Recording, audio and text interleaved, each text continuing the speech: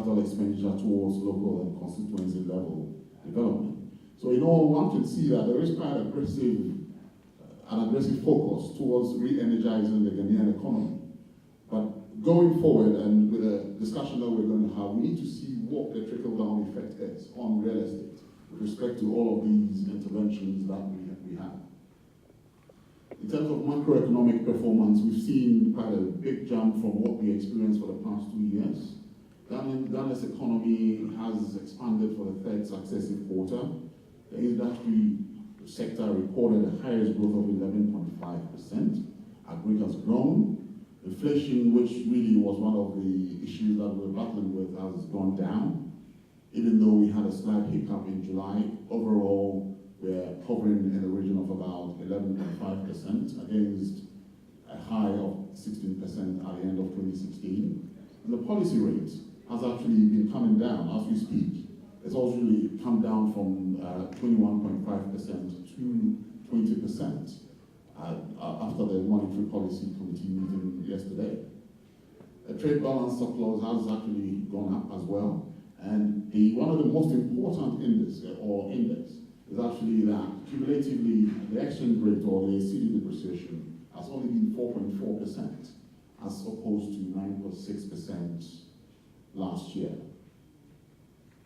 So, with this backdrop of macroeconomic performance, what are we going to see? Are we going to have a situation where Ghana becomes the next hotspot?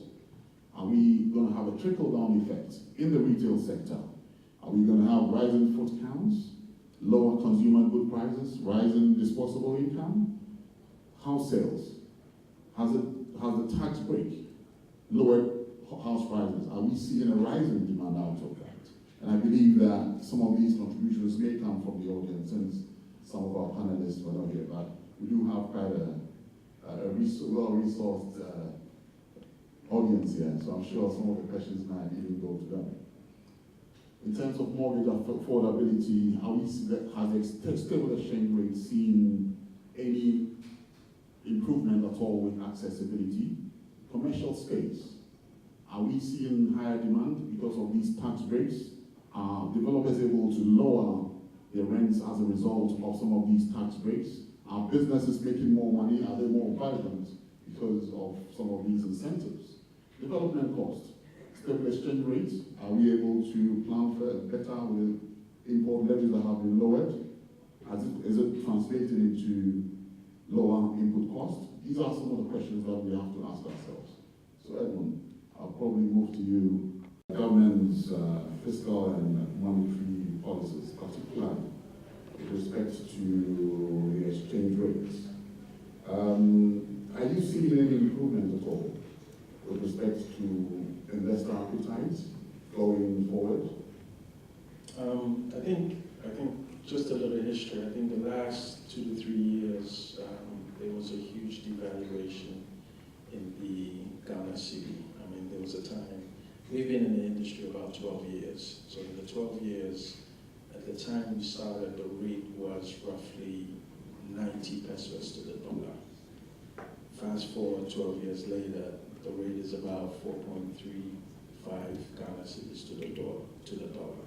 There has been a steady rise and there was a steady fall. So I would say in the last year, we've had a good stabilization of the Ghana cedi. So it has helped a lot because in Ghana, a lot of our rentals are in dollars, but the tenant is allowed to pay in Ghana cedi. So when we had the devaluation, there was a lot of challenges with tenants as far as payments and rentals, because majority of them earn their revenue in Ghana cedis. So it was a challenge for them converting the Ghana cedis or to dollars or paying based on the current rate. In the last year, because of the stabilization, we've seen better as far as arrears. My arrears at one point were, I would say, 180 days. It has now dropped to about 60 days. So the performance has definitely been impactful in 2017 as far as the stabilization of the Ghana cedi. I see you wear two hats. You manage a development, which is is ANC Square or ANC Mall, and you're also into the development aspect of it. Now, you're in a pole position to now tell us that, is it time, for example, to have another ANC? Yes, definitely. We're already actually looking at 2 new projects that are coming up. But I think the difference now is we are looking at it from a different standpoint in the sense of scale. So the market demand for large-scale retail centers or commercial centers, I think, is reaching a point of where it's peaking.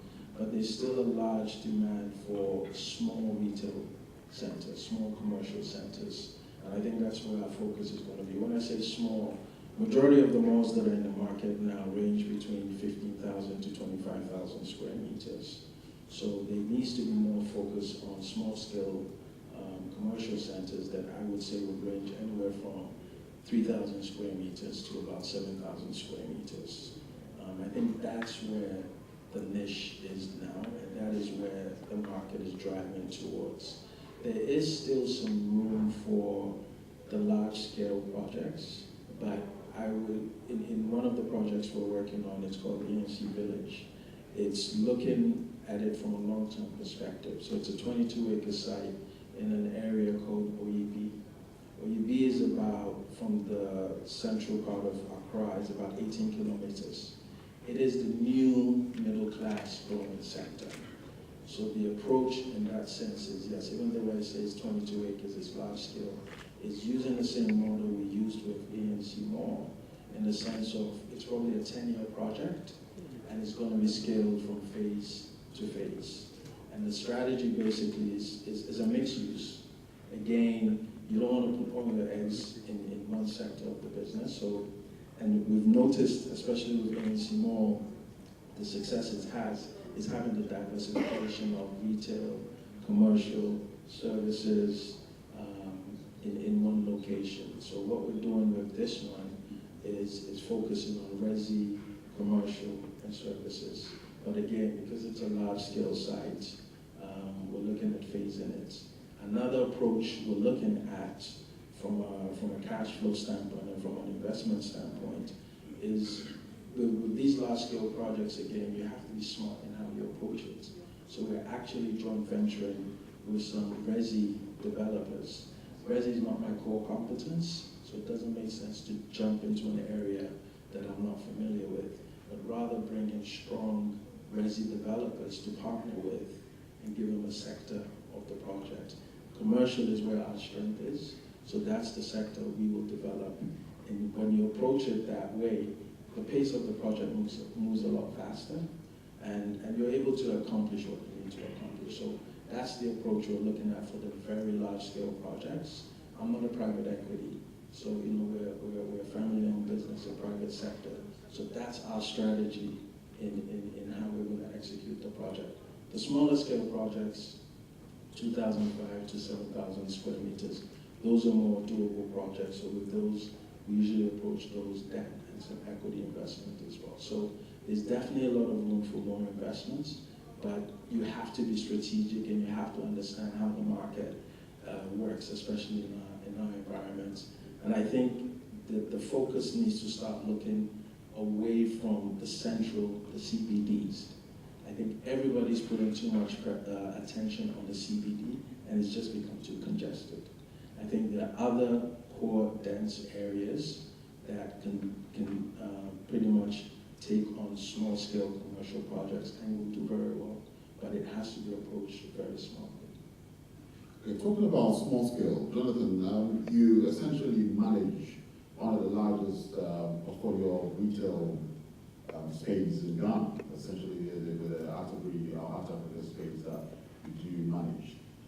From Edmond's perspective, the targeted aspect of retail is what he does. From your end, with such a large scale and having presided over these 2 years of such a turbulent period, have you seen any shift with respect to higher foot counts? Any improvement with respect to tenant uptake? So Tony, I think that for those who don't understand the environment, pre-2014, there was very little, there were very few malls in Ghana. Suddenly 2014 arrives, and within a period of 6 months you have 3 new malls. In size being West Hills, a month later Junction Mall, and a couple of months later Achimota Retail Centre. I think that was a very, very difficult time to enter the market, possibly one of the most difficult times to enter the market. And I can speak from experience because I come from a retail environment where I used to work for a multinational retail organisation based in South Africa, and I brought their brands to Ghana. So our first stab at retailing in Ghana was these 3 malls. I don't think we could have come at a more difficult time operationally. We came at a time when we did our initial assumptions, business plans, on an assumption that you would pay 2 cedis for $1. And then to repatriate money, we worked on an assumption of, at the time, around for every cedi you repatriated, we were sending home 4.80. Well, we arrived in the market and all of a sudden it was 4 to $1, and at some stages we were repatriating to 1 cedi was giving us 2.75. So the depreciation of the local currency was a big issue for us at the time. What also compounded the issue was the really difficult power supply. I think we opened West Hills, and for the first 3 weeks we ran on generator. So I think we come off the back of a very, very difficult time. The depreciation, I remember there were times when it wasn't necessarily just the depreciation of the local currency, but it was also volatility. Now, if it's 2, it's 2, or if it's 4, it's 4. You build your business plan around that. But when it's 2 one day and 3 and 2.50 and 4, it was a very difficult time for us. So I think that's the history where we come from. What we have seen, particularly since the second quarter of this year, which to me is a massively positive issue, is the stabilization of the currency. We've seen the inflation rate coming down. We've seen the GDP growing. I mean, all those figures that you showed, I'm not going to go down, not going to repeat that. But what we've seen is, particularly since the second quarter of this year, we have seen foot counts increasing across the board in the malls. Our newer malls seem to be performing better than the older malls. But really, it's just you have to understand that within the context of the mall life cycle. We measure foot counts are up. We measure like-on-like turnover. And when I say foot counts up, I always have a look at the same period last year to see whether we're actually going forward, as opposed to a month, because obviously the retail business is very cyclical, with peaks and valleys at times. So yes, so we've seen foot counts up based on last year. We've seen turnovers up based on the same period last year, like-on-like. And generally, and I know that I'll show it to Edmund about ANC Square, he's finding exactly the same phenomenon. Generally, what we're also seeing is that the turnover growths are incrementally bigger than what the foot count growths are, really meaning that the basket size is bigger, potentially indicating that there's more disposable income in the market. Thank you, Jonathan. Just touching back on the issue of the mall or your retailers.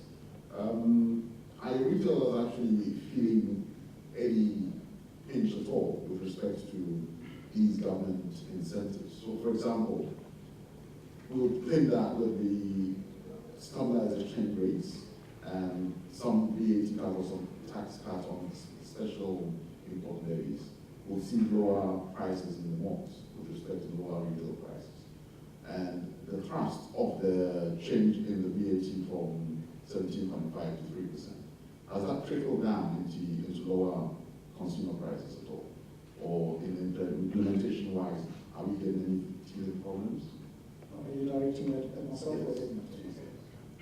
So I think just for a bit of background, over the last couple of months, the VAT taxation system has changed in Ghana, specifically for retailers. So whereas previously, what used to happen is that you would have obviously you pay for your services and your rentals, and there's a VAT charge which in Ghana the rate is 17.5%.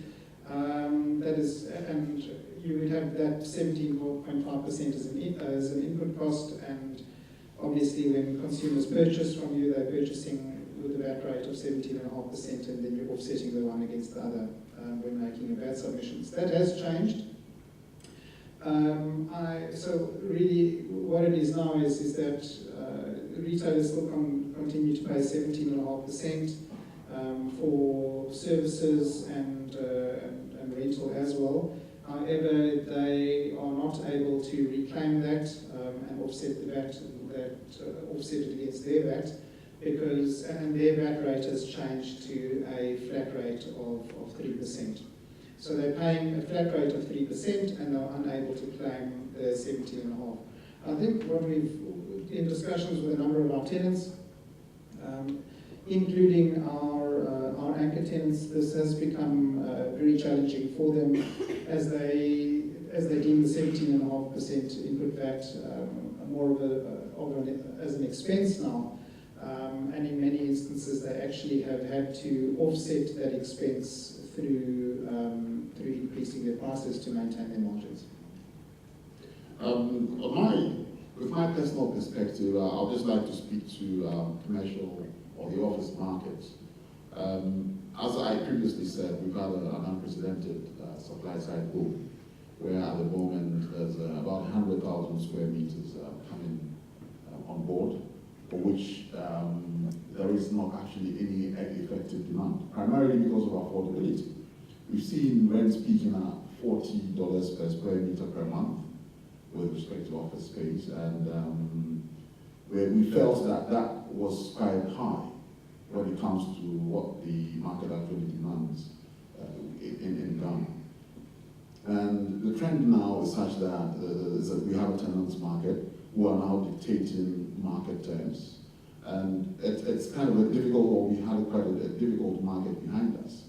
But the improvement that we've seen, and which actually relates to retail as well, is that tenant arrears are now reducing, particularly for the fact that now the exchange rates are now stabilizing, now converting dollars into cedis to pay rent is easier for them. They can plan forward. In the past, what I had some of my clients do is to actually fix the rate over a period, so that it will be easier on tenants when they are paying the rents. Having moved forward a little bit and moved into a new regime of pegging rates to the prevailing rates, we haven't seen any complaints. And it does appear that all these interventions are now working. Now, the future that I see is that within the next year or so, we're still going to have a tenants market where the office market is concerned. But that will gradually move into an equilibrium. And then, fortunately, we could have a situation where investors are going to come back into the market. And then we'll still have some form of dynamism in the market as well. Now, moving onto in the future, Jonathan, if I may direct my next question to you. Do you see any more retail developments coming in terms of the scale that we're used to? Are there any areas that you think, or any other hotspots in the country where you think there could be retail opportunities? Look, we know that there's the new Takarani Mall that's coming up. They have broken ground already, and that you're probably having a look at an opening date around about 18 months' time. There's a number of developments planned, Tony, but I think that that the timing is key. There's another big mall planned out in Tema, which is close to the port, which I believe will do very well. And I think, just to echo what Edmund said, I do think that there's a large scope for smaller commercial, more retail, more regionally based shopping centers, convenience shopping centers close to certain nodes. Okay, Edmund, looking at the investor landscape at the moment, or I would say the development landscape, essentially what we're seeing is that it's actually existing developers that are looking to expand or move into other areas. So in that respect, do you see a situation where investors will be coming in or buying into or buying stakes in existing developments? Is that going to be a trend? Is that a trend that you foresee happening? Yes, I think there's a lot of investor interest. I mean, it boils down to, from a business standpoint, if the business is successful and it's proven the right numbers, investors will be attracted to the project. But just to go back on your retail aspect and your office aspect, the reality of the situation from my experience, like I said, we've been in the business about 12 years. I do see a larger scale of retail growing and office growing if the price points are realistic. I think the price points we had during the boom times was unrealistic and was not sustainable. And it was causing a lot of challenges for retailers as well as office tenants. The correction, I think, has been made. And the price points now are a lot more sustainable than it was previously. And I think there's a lot of potential for new retailers to come into the market, but I think they have to look at it from a long-term perspective. For developers like us, with the price points that are more reasonable these days, we tend to have less turnover issues as far as tenant problems. So from a scalable standpoint, the retail space can still grow, but I think it can grow based on the realistic price points. And I think today's price points, I'm not sure, I kind of have an idea of what the market is compared to what it was during the boom stage, but today's price points are a lot more realistic. The other thing you have to look at from the experience we've had in retail and from office, yes, there is a large volume of office spaces available, and it's because the majority of those office spaces were planned for multinational businesses. Majority of them left the market. They were the only ones that could afford those price points. But again, with the correction that has been made, the price point has come down where middle-sized businesses can now afford, local businesses can afford some of these office and retail spaces. So we have to be careful how we price our commercial projects. We can't always look at the factor of international businesses to sustain these institutions. It has to be the indigenous businesses that makes up a large portion of the sustainability of a lot of these developments. And I think if we have that outlook, it gives us a better scope and a growth pattern that is more realistic. So that's the approach that I think will work, and that is what I think investors will be able to invest more in. So the opportunity is there, but it has to be realistic. At this stage, we will turn to the audience. If we have any questions? We're involved in Ghana, we have a team on the ground managing a lot of developments for our clients there. Just out of interest, how Kumasi City Mall opened this year, obviously, and in comparison with Westfield and Accra Mall, can you just give us a bit of an overview of how the malls are trading in Accra at the moment? Sure, absolutely massive. Masses and masses of feet coming through the mall. In actual fact, for the first 6 months of that, since the mall's inception, we had on average higher foot counts coming through there than what we did in Accra Mall, which is our honeypot. The difference between Kumasi and Accra Mall is that the conversion rate to turnover is a lot less than Accra Mall. So I think that we did attract a lot of feet coming through there that really just came to have a look. It has slowed down. We had slower months in September and October. In Kumasi, November has picked up again quite nicely, and I think that we're poised for quite a good December and January. Accra Mall is a lot more mature than the other malls, so I think really previously Accra Mall was one of the only malls, and it stands to reason that when you're putting other malls up in the sort of on the perimeter of the market, it will affect Accra Mall. It really hasn't had a significant impact on on the overall financials of that mall, other than perhaps the growth is a lot slower than in Achimota and in West Hills. Out of the malls, Achimota, from a foot count and a turnover growth perspective, is really performing very well. The growth in West Hills is it is growing, but at a slower pace than Achimota. You thought for the office market, the landscape was going to change, and that people, indigenous Ghanaians, would be airport residential area homes into all these grade A and grade B office buildings. Do you think it's going to change?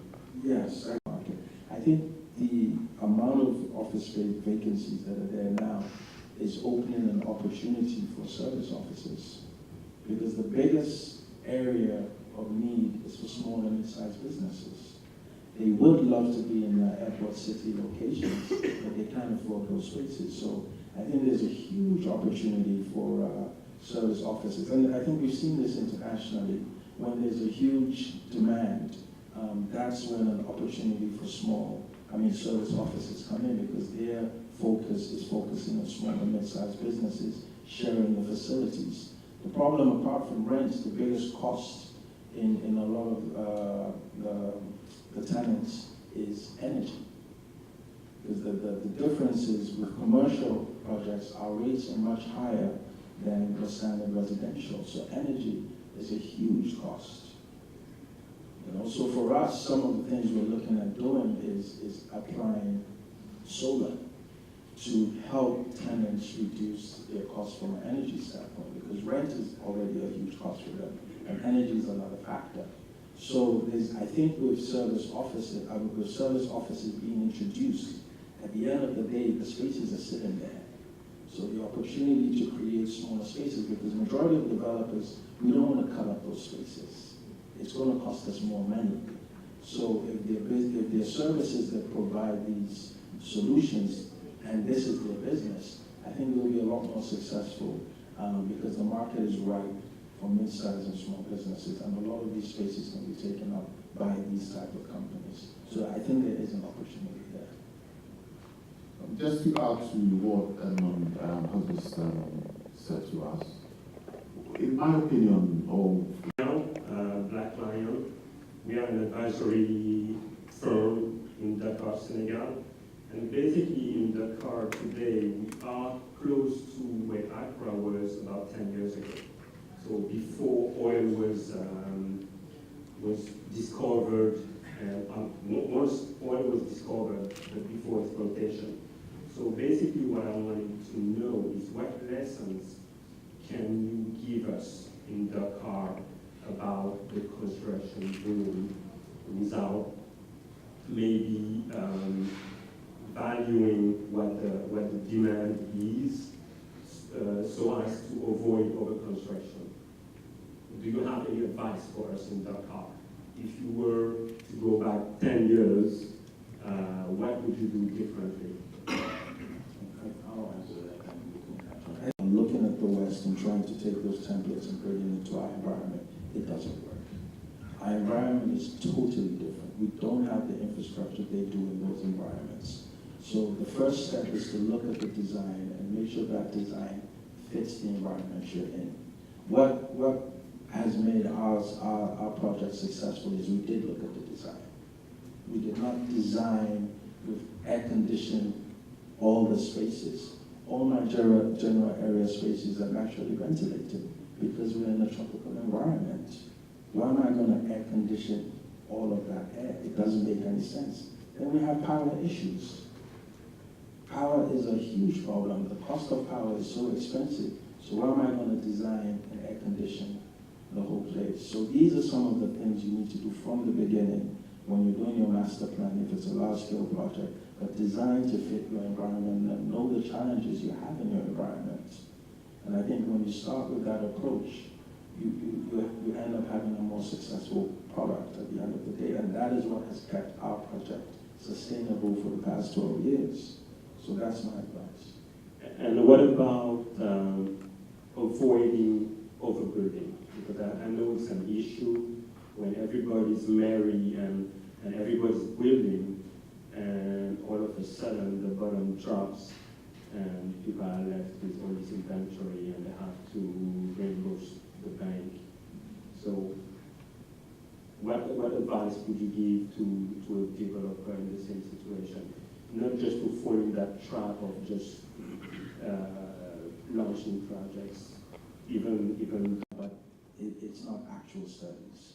It helps guide you in how you should scale your project, but you also have to think of the unpredictable nature of our environment politically. Political situations, one government comes in, everything changes. Another government comes in, everything changes. So when you take on these projects and you just go all out and something happens, it kills you. But when you approach it with a scalable phase approach, you know how to manage your risk a lot better. You know, and that's the advice I always give a lot of developers in our markets. Again, we have to be realistic with our markets. Our market is very unpredictable.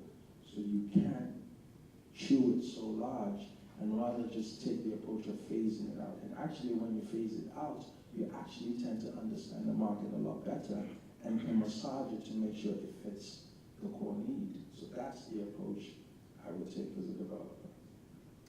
Jonathan, Edmond, unfortunately that's what time would allow us. We've got to finish now. Thank you very much.